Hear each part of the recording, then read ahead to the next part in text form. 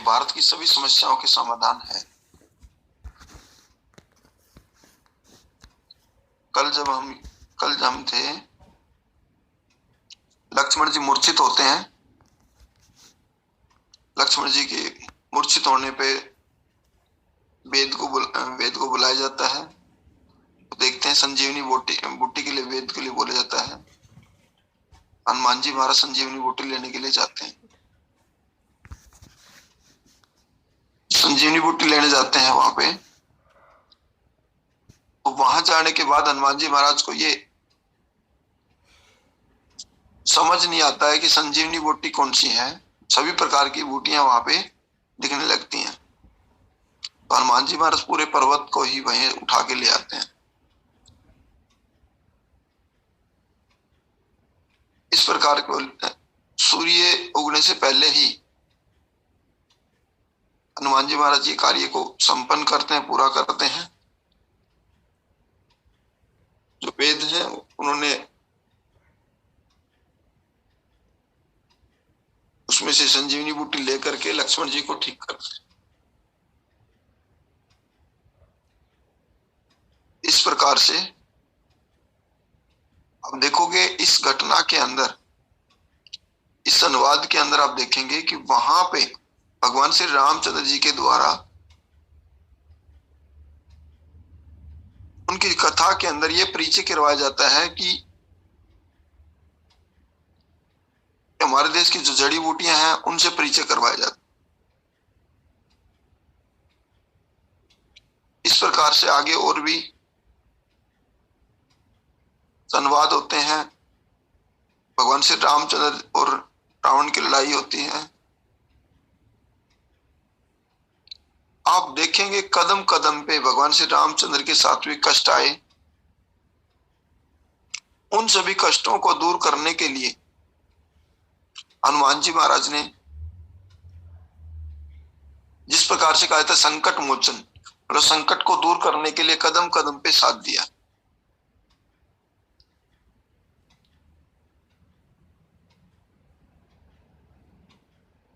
आप देखेंगे भगवान श्री रामचंद्र जी के लीडरशिपता देखिए आप।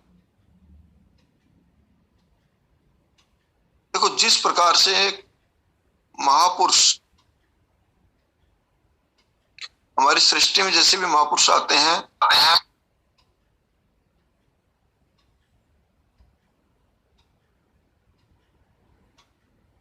इस सभी महापुरुषों के द्वारा एक टीम को तैयार किया जाता है, एक युद्ध की तैयारी की जाती है।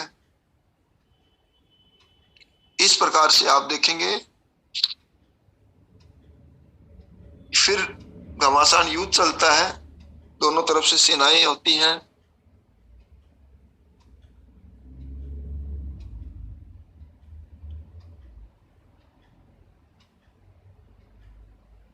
युद्ध के अंदर आप देखेंगे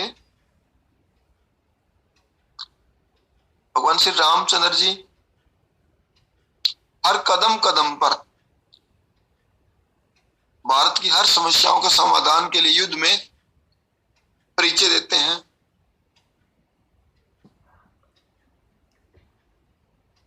इस प्रकार रावण की सभी सेनाएं और उनके सभी सैनिक मारे जाते हैं। लास्ट में रावण आते हैं। रावण और भगवान श्री रामचंद्र जी का युद्ध होता है।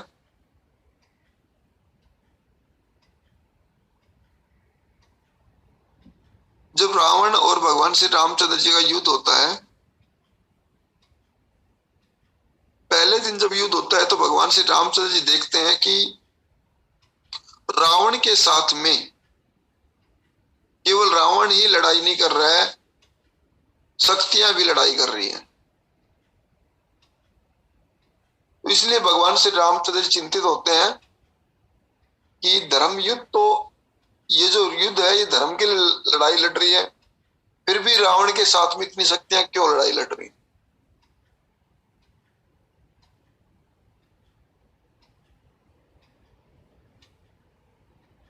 इन सभी समस्याओं के समाधान के लिए भगवान श्री रामचंद्र जी अपने गुरु के आगे अपनी प्रार्थना करते हैं कि यह धर्म युद्ध के लिए लड़ाई लड़ रहे हैं हम, और रावण के साथ में रावण ही नहीं लड़ रहा है, रावण के साथ में शक्तियां भी लड़ रही। अब उनके गुरु के द्वारा उनको समाधान बताया जाता है कि आप यहाँ पे नव दुर्गा की पूजा कीजिए। तब आप देखोगे कि जिस प्रकार से आप देखोगे नवमी का जो नवरात्रे होते हैं, नवरात्रे का मतलब क्या है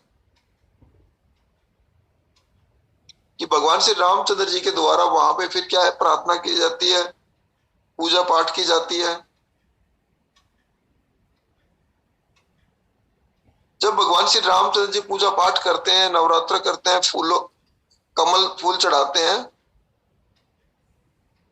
जब आखिरी नवरात्र होता है उस दिन देवी माता के द्वारा भगवान श्री रामचंद्र जी की परीक्षा ली जाती है। एक फूल जो बच जाता है, कमल का फूल, वो फूल थाली में से गायब कर देते। यहां पे आप देखेंगे नव दुर्गा द्वारा यानी शक्तियों के द्वारा भगवान श्री रामचंद्र जी की परीक्षा थी। जब भगवान श्री रामचंद्र ने देखा कि अभी लक्ष्य की प्राप्ति होने ही वाली थी और अभी लास्ट कमल का फूल नहीं है यहाँ पे, तो बड़ा कष्ट होता है उनको। फिर उनके लेकिन आप देखिए दृढ़ संकल्प देखिए भगवान श्री रामचंद्र जी का। उनके मन में विचार आया कि कमल नहीं है तो कोई बात नहीं है। उनके मन में एक विचार आता है कि उनकी माता जी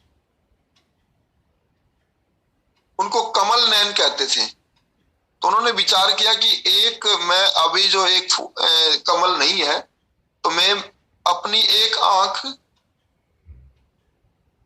चढ़ाने के लिए संकल्प करते हैं। वो जैसे ही वो अपने तीर को उठा करके आंख की तरफ लेके आते हैं, नव दुर्गा यहाँ प्रकट हो जाती हैं और भगवान श्री रामचंद्र जी से बोलते हैं आप मांगिए क्या मांगना चाहते हैं।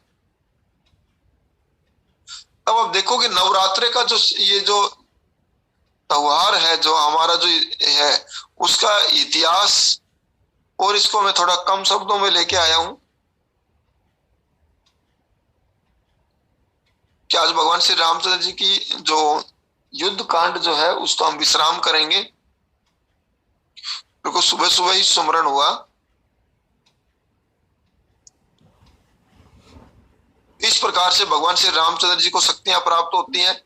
फिर रावण और भगवान श्री रामचंद्र जी के युद्ध होता है शक्तियां प्राप्त होने के बाद। फिर भगवान श्री रामचंद्र जी के द्वारा रावण पर पूरा युद्ध किया जाता है, लेकिन आप देखेंगे रावण का वध नहीं हो पा रहा था। तब सुग्रीव ने कोशिश की, जामवंत ने कोशिश की। फिर जामवंत जी ने सुझाव दिया भगवान श्री रामचंद्र जी को कि इसका कुछ समाधान अगर बता सकते हैं तो विभीषण बता सकते हैं। देखो जिस प्रकार से आपने देखा होगा, कभी भी कोई भी युद्ध लड़ाई हो, किसी भी प्रकार की लड़ाई हो, तो जब तक कोई भी घर का कोई व्यक्ति कोई भेद ना दे तो तब तक युद्ध के अंदर पराजित नहीं हो सकता। जैसे कि कहावत भी होती है, घर का भेदी लंका ढाए। तो इस प्रकार से विभीषण से पता किया जाता है। विभीषण उस समय भगवान श्री रामचंद्र जी को बताते हैं कि रावण के एक अग्नि कुंड है नाभि में, वहां पर आप अग्नि बाण चलाइए, तब जाके रावण का वध होगा। इस प्रकार से भगवान श्री रामचंद्र जी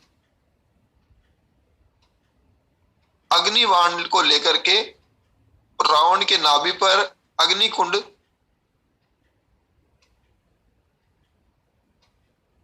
वहां पे बाण चलाते हैं। अमृत कुंड उनके नाभि में था, अमृत कुंड था। अब देखोगे कि यहां पे जैसे ही भगवान श्री रामचंद्र जी उन पे ये बाण चलाते हैं, अग्नि बाण, तो रावण का वध हो जाता है। आप देखोगे कि इस भगवान श्री रामचंद्र जी की कथा के अंदर नाभि का अर्थ दिया गया है कि जितनी भी शक्तियां होती हैं मानव जीवन के अंदर, नाभि में सबसे ज्यादा शक्तियां होती हैं। अमृत कुंड का मतलब है कि नाभि में, दूसरा अगर आप आयुर्वेद की दृष्टि से इसमें देखेंगे कि अगर शरीर में कोई भी बीमारियां हैं तो अब रात को सोते समय उसमें सरसों का तेल लगा करके नाभि में सोइए आप, शरीर की सभी समस्याओं का समाधान है। अमृत कुंड का नाम दिया गया है। इस प्रकार के रावण का वध होता है, भगवान श्री रामचंद्र जी की विजय प्राप्ति होती है।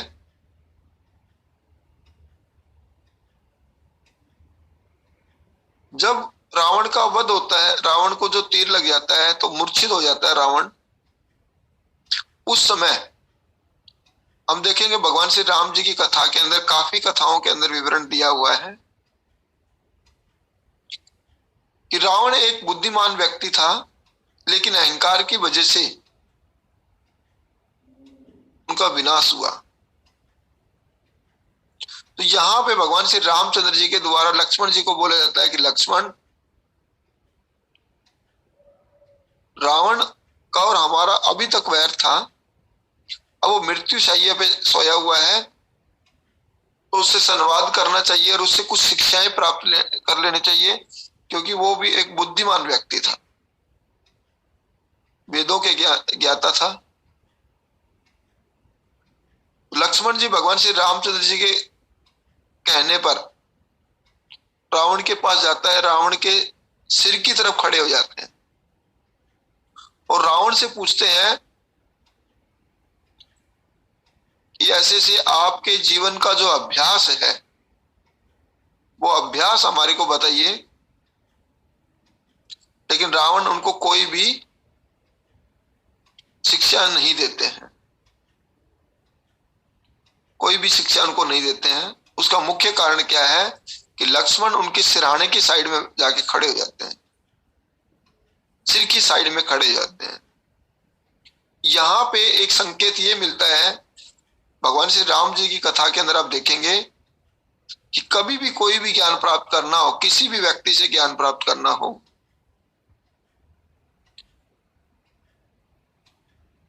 तो यह भगवान श्री रामचंद्र जी उनसे लक्ष्मण से पूछते हैं कि आपको रावण ने कुछ बताया?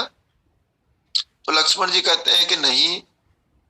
तो भगवान श्री रामचंद्र जी लक्ष्मण जी से कहते हैं कि आप किस साइड खड़े हुए? तो बोले कि मैं सिरहाने की साइड में खड़ा हुआ था, और देखिए आप अब मृत्यु के अंतिम पड़ाव पे है, फिर भी उसमें अकड़ नहीं जा रही है।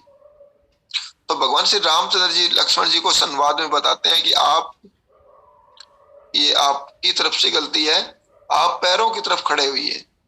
जो भी आपको ज्ञान प्राप्त करना है, ईश्वरीय शक्ति प्राप्त करनी है, या कोई भी आपसे लेना है, तो आपको उनके पैरों की तरफ से जाकर के खड़ा होना चाहिए। इस प्रकार से भगवान श्री रामचंद्र जी लक्ष्मण जी को बोलते हैं, और वहां से फिर वो वापिस जाते हैं लक्ष्मण जी, उनके पैरों की तरफ जाकर के खड़े होते हैं। फिर रावण से पूछते हैं। तो रावण से सबसे पहला प्रश्न पूछा जाता है कि रावण, आपके पास इतना सब कुछ था,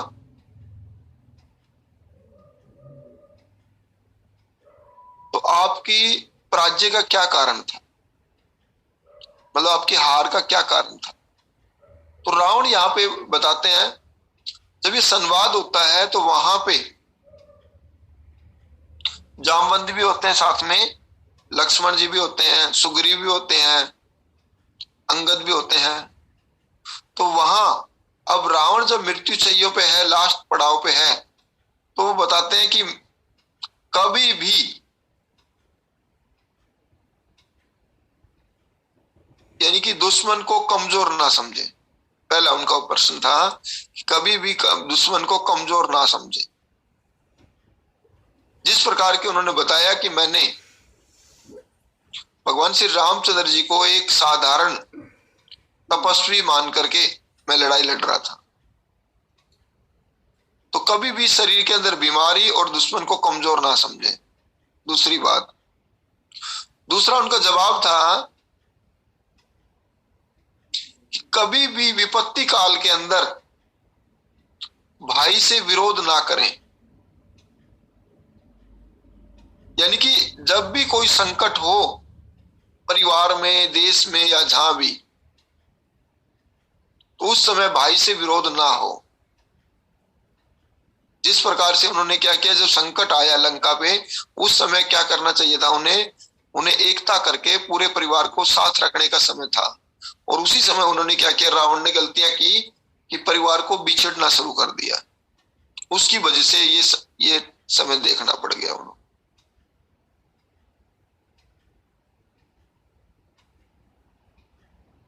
तीसरी बात उन्होंने बोली कि हमेशा व्यक्ति को कितना ही धनवान हो, कितना ही शक्तिशाली हो, लेकिन चरित्र का पक्का होना चाहिए। चरित्र के गिरने से इंसान गिर जाता है। ऐसे और भी संवाद हुए। फिर जामवंत जी उनसे पूछते हैं कि रावण, चलो एक बात बताइए आप, कि आप इतने शक्तिशाली थे, आपके पास धन इतना ऐश्वर्य था, सैन्य भी आपसे भगवान श्री रामचंद्र जी से ज्यादा थी, रथ भी थे, घोड़े भी थे, फिर आपकी पराजय होने का कारण क्या है? तो रावण यहाँ पे एक शिक्षा और देते हैं। रावण कहता है कि इतना ही फर्क है कि भगवान श्री रामचंद्र जी के साथ में उनके भाई साथ में है और मेरे साथ में मेरा भाई साथ नहीं है। यानी कि यहां देखो आप भगवान श्री रामचंद्र जी की कथा के अंदर, वैसे तो कथा में काफी बड़ा संवाद था, लेकिन जो मेरे को आज सुबह सुबह मैं देख रहा था, सुमरन हुआ, मैं 3-4 दिन से थोड़े परेशानी में था, तो मेरे को सुबह सुबह समझ में आया कि हमें युद्ध कांड को एक दिन से दूसरे दिन तक कथा को नहीं करना चाहिए था। जो मेरे समझ में आया कि जब मैं कोई भी समस्याएं होती हैं तो मैं मेरे गुरु आदरणीय राजीव दीक्षित जी के द्वारा उनसे मैं प्रार्थना करता हूं कि मेरे को कोई संदेह मिले, कोई सूचना मिले, किसी प्रकार से संकेत मिले।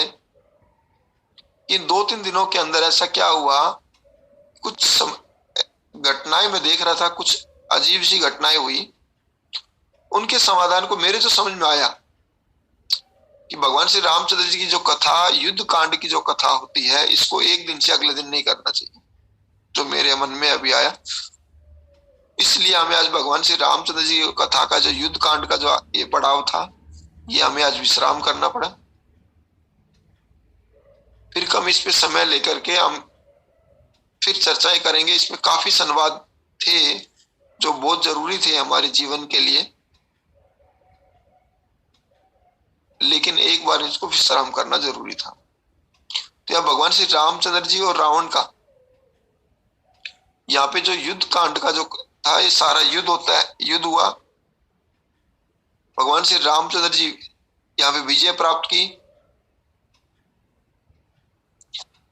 रावण को उनकी सजा, उनके किए हुए कर्म की सजा मिली। ये सब हुआ। अब ये सब घटना होने के बाद में वहां का जो लंका के, अब लंका के रावण, लंका के जो राजा थे रावण, उनका तो वध हो गया। वहां पे जो राजा का सिंहासन जो था वो विभीषण के पहले ही राज तिलक कर दिया गया था। उनके नाना जी आते हैं, रावण के नाना जी आते हैं, वहां का राज सिंहासन वगैरह सारा विभीषण को राज्य बना दिया जाता है। फिर विभीषण वहां पे माता सीता जी को सम्मान के साथ में भगवान श्री रामचंद्र जी के साथ में भेजने के लिए सम्मानित सारे कार्य करते हैं। फिर भगवान श्री रामचंद्र जी के द्वारा एक अग्नि परीक्षा का कार्य किया जाता है। जब अग्नि परीक्षा के बारे में होता है तो लक्ष्मण जी को अभी तक कुछ चीजें नहीं पता होता है। जब अग्नि परीक्षा के लिए बोला जाता है तो लक्ष्मण भगवान श्री राम जी के द्वारा जो अग्नि परीक्षा की बात की तो इनका थोड़ा विरोध करते हैं। तब लक्ष्मण जी को भगवान श्री रामचंद्र जी पूरी घटना बताते हैं। तब उनको बताते हैं कि जब ये जो घटना घटने वाली थी उससे पहले ही हमें पता था, लेकिन हमने आपको भी नहीं बताया। मतलब भगवान श्री रामचंद्र जी के बिल्कुल नजदीक लक्ष्मण जी बिल्कुल नजदीक होते हैं, फिर भी भगवान श्री रामचंद्र जी कुछ उनकी पर्सनल बात, जैसे माता सीता और भगवान श्री रामचंद्र जी के बीच में ही रही, ताकि एक बातों को रहस्य बना रहा। और ये पूरा जो कार्य हुआ आप देखेंगे, इससे एक हमें शिक्षा ले लेनी चाहिए कि भगवान श्री रामचंद्र जी के द्वारा जो शिक्षा दी गई है, इस कथा में आप समझेंगे कि कुछ पारिवारिक बातें होती हैं जिनकी एकाग्रता होना जरूरी है, एकांत होना जरूरी है।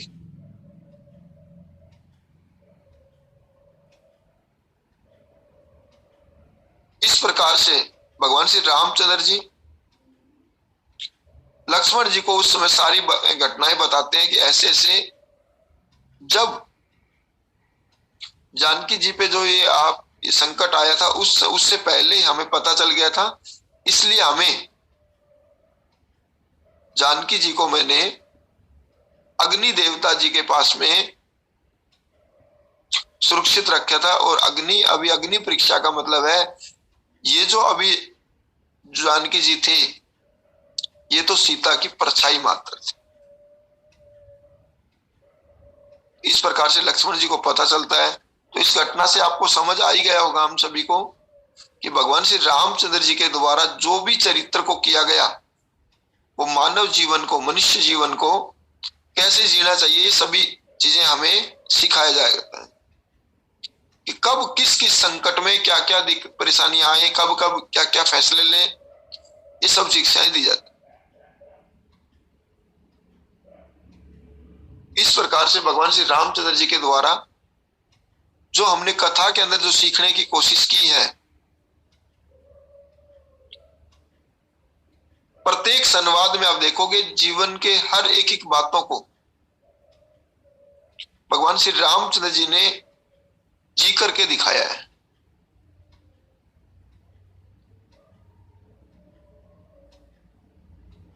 इस प्रकार से भगवान श्री रामचंद्र जी के द्वारा जब माता सीता जी वापसी जो लौटते हैं, इस समय एक भगवान श्री रामचंद्र जी और विभीषण का संवाद होता है, जो संवाद हम कल करेंगे। जो संवाद बहुत जरूरी है। यहां तक अभी तक जो भगवान श्री रामचंद्र जी के द्वारा युद्ध कांड का जो कथा थी उसको हम आज विश्राम कर रहे हैं।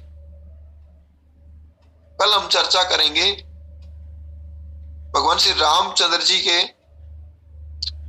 अयोध्या लौटने के लिए जब तैयारियां होती हैं, उस समय विभीषण के कुछ संवाद होता है। विभीषण भगवान श्री रामचंद्र जी से बोलते हैं कि भगवान अब हमें ये बताइए इस राज सिंहासन को हम कैसे चलाएं। ये सभी संवाद हम कल लेके चलेंगे। ये जो संवाद है विभीषण और भगवान श्री रामचंद्र जी का, ये हमारे देश की सभी समस्याओं का समाधान है, राजनीतिक समस्याओं का समाधान है। तो अभी एक बार आज के लिए हम विश्राम करते हैं। युद्ध कांड